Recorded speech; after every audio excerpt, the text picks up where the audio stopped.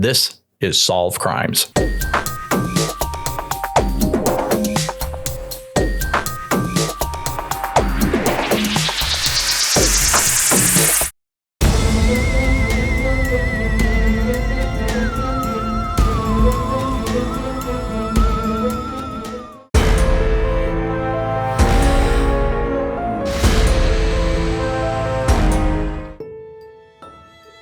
This Halloween killing story actually has two victims that were killed 11 years apart.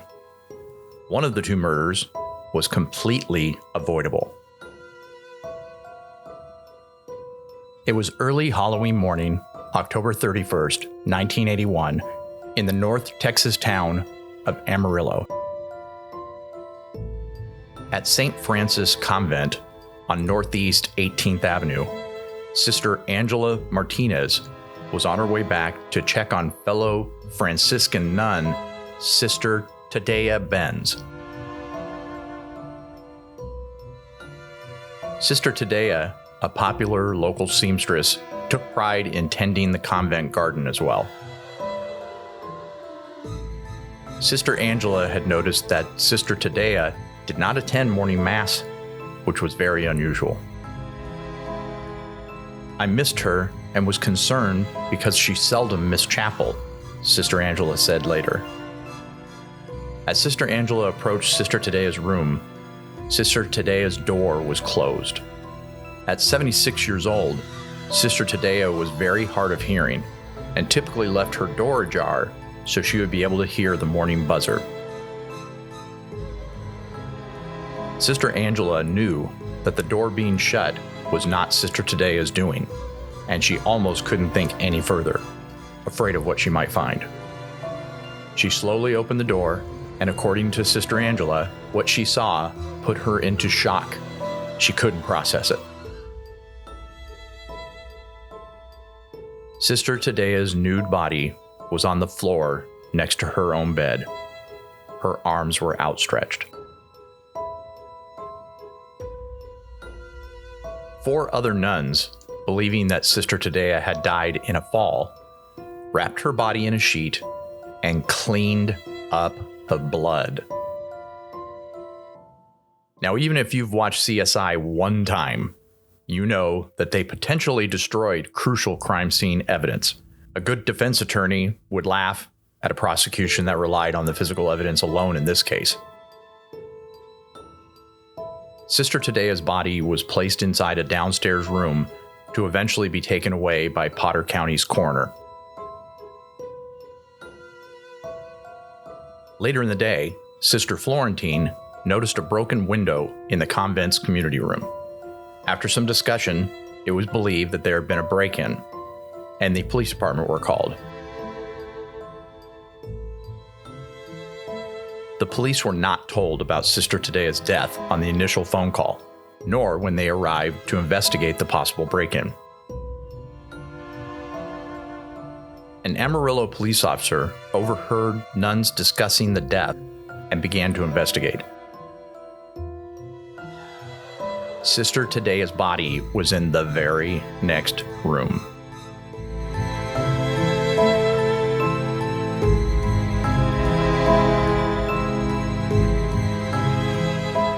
Once police began their investigation, it was quickly determined that Sister Tadea Benz had been sexually assaulted, brutally beaten, stabbed, and strangled to death. Police located a bloody knife and bed linens underneath Sister Tadea's bed. Another knife was discovered on the driveway in front of the convent. The autopsy would eventually reveal that the cause of death was manual strangulation.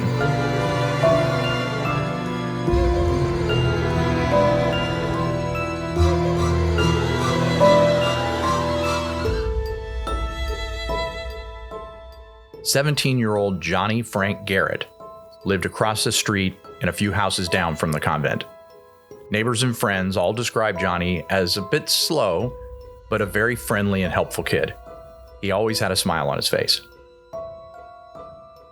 He was a sweet, kind, loving child. He never did anything to hurt anybody. He was always nice and polite. In fact, Johnny had just helped out at the convent recently, helping the nuns move furniture around almost all day. Johnny had an IQ of 70. The average IQ for a 17-year-old boy is 108. A score between 115 and 129 is considered advanced or genius. By the end of his 6th grade in school, Johnny still could not read or write. I mention Johnny's IQ only because many people feel and felt that he had nothing to do with the murder of Sister Tadea. More on that later.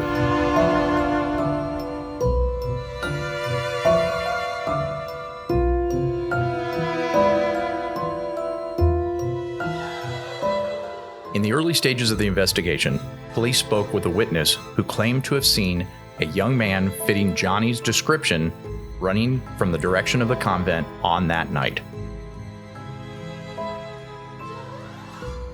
Okay, we need a sidebar here. I can't help it. You need to know one of the reasons why people feel strongly that Johnny was railroaded. The supposed eyewitness who saw Johnny that night was a self-described clairvoyant named, are you ready for this? Bubbles. I'm not making this up.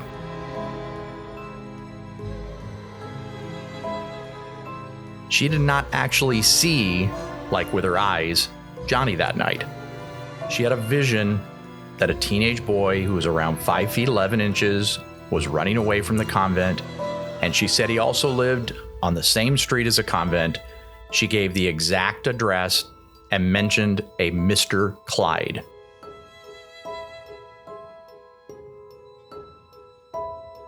Mr. Clyde was the name of the Garrett family's dog. His doghouse was in the backyard with large words that said Mr. Clyde. The backyard was surrounded by see-through chain link fencing.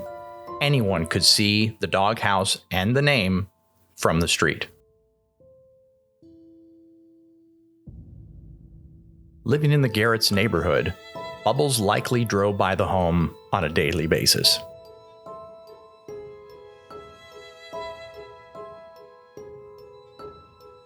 Now, I'm not going to argue whether or not clairvoyants can or can't see things, but when you are talking about a brutal crime, especially a murder, police should not consider it testimony and strong evidence all by itself. Yet that is apparently what they did. What were they thinking?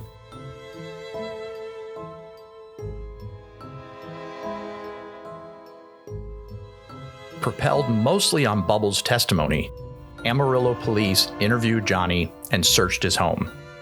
They claimed that a steak knife found in the Garrett's kitchen matched the knife found in the driveway of the convent.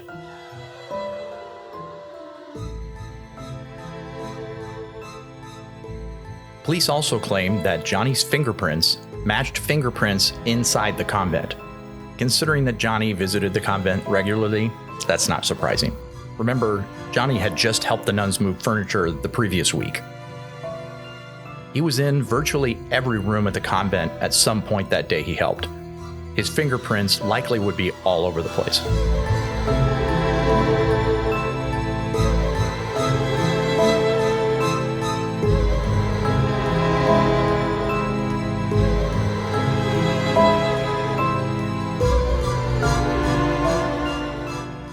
It's important to point out that Johnny's fingerprints were not on the knife found under Sister Tadea's bed, and not on the knife found in the driveway.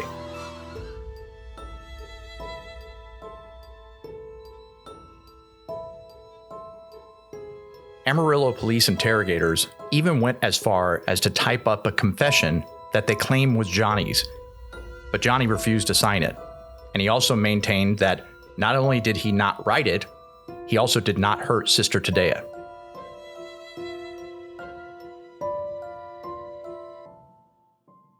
Amarillo PD also claimed that they had turned on an audio recorder during the supposed confession, but that it had malfunctioned, so there was no recording to verify anything said in the interrogation.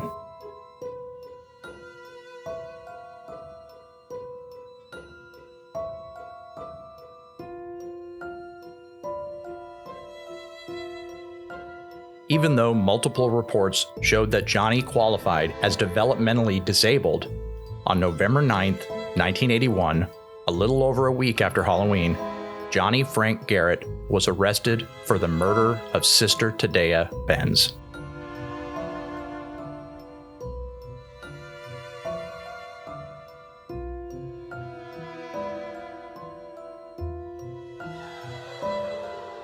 My sister called me, and she told me, she said, "Charlotte," and I said, "What?"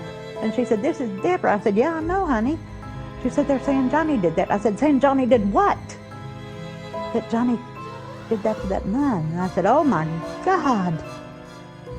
And then it all went crazy. I don't remember much else about that conversation with my sister. I said, "I gotta go." I remember telling her, "I gotta go, I gotta get down there, I gotta get down there. I gotta go where my baby is, I gotta get down there." So I loaded up my other 3 children, and we got in the car, and we went down to the police station.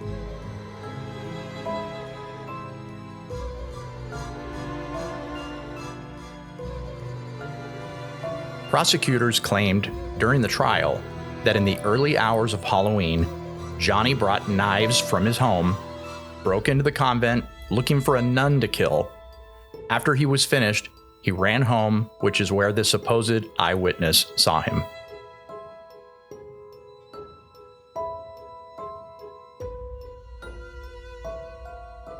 Johnny and his entire family always maintained his innocence throughout the investigation and the trial.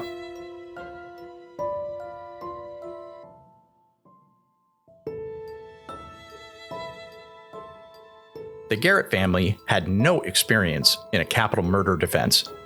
Johnny's mother says they did not choose defense attorney Bill Collius. She says that she met him after the trial started, and that he essentially told her that the evidence was overwhelming and that Johnny was going to be convicted. Johnny and his family did not know that they had the right to choose the attorney who would defend his life. In short order, Johnny Frank Garrett was found guilty and sentenced to death.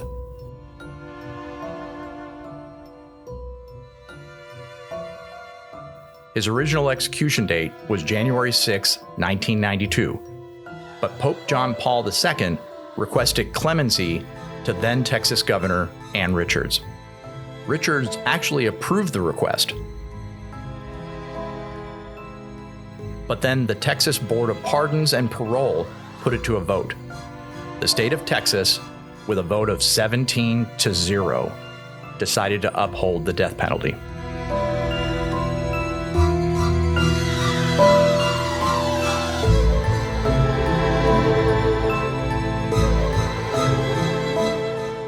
On February 11, 1992, Johnny Frank Garrett was executed by lethal injection in the Texas State Penitentiary at Huntsville.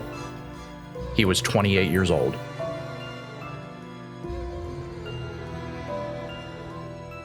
If true justice had been done, Johnny would have been 58 years old in 2022.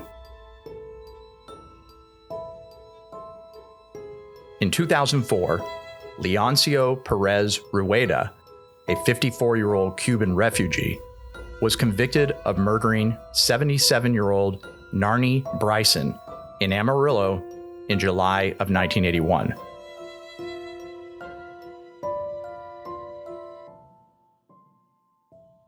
Bryson lived mere blocks from St. Francis Convent and was killed just 3 months before Sister Tadea.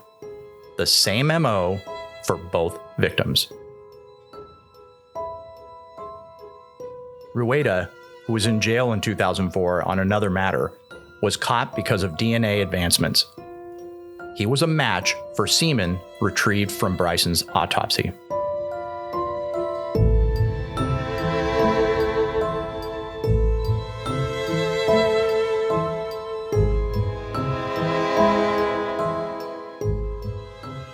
Amazingly, there was no semen from Sister Tadea Benz's autopsy to test because the main forensic pathologist in West Texas, Dr. Ralph Erdman, threw the semen sample away.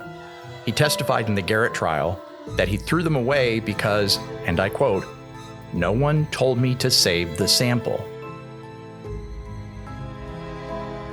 I think everybody knows you never ever throw away any evidence in a murder case. Erdman knew that. Not surprisingly, Erdman was hired to help new District Attorney Danny Hill raise the rate of convictions and to sentence more people to death in Amarillo, just as he had promised in his campaign for District Attorney. Dr. Erdman was hired in October of 1981. The Sister Tadea Benz case was his very first case under DA Danny Hill. In 1992, Dr. Ralph Erdman pleaded no contest to falsifying autopsies and tampering with evidence in over 100 of his cases. 7 felony charges in all. He was sentenced to only 10 years probation, 200 hours of community service, and fined $17,000. He was also forced to surrender his medical license.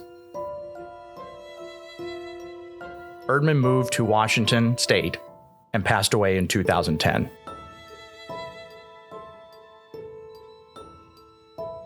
Leoncio Perez Rueda confessed to the Benz murder during an interview for the 2008 documentary The Last Word, which details this whole mess of a case against Johnny Frank Garrett.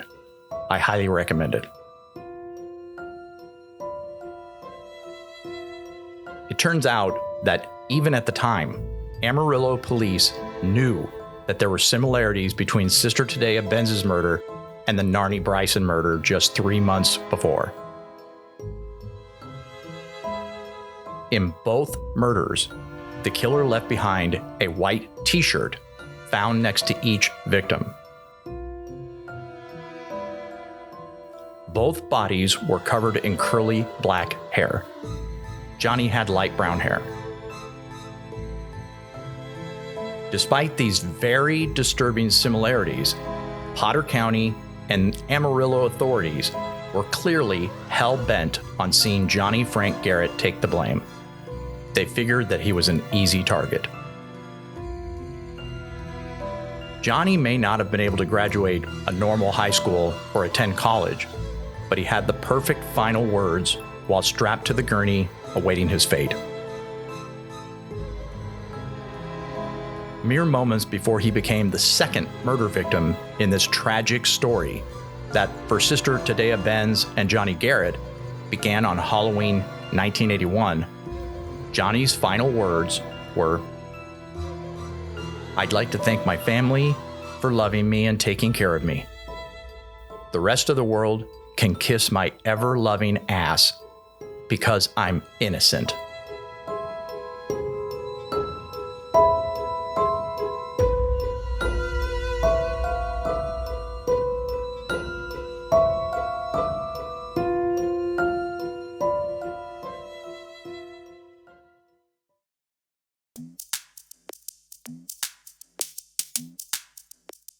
Thanks so much for watching.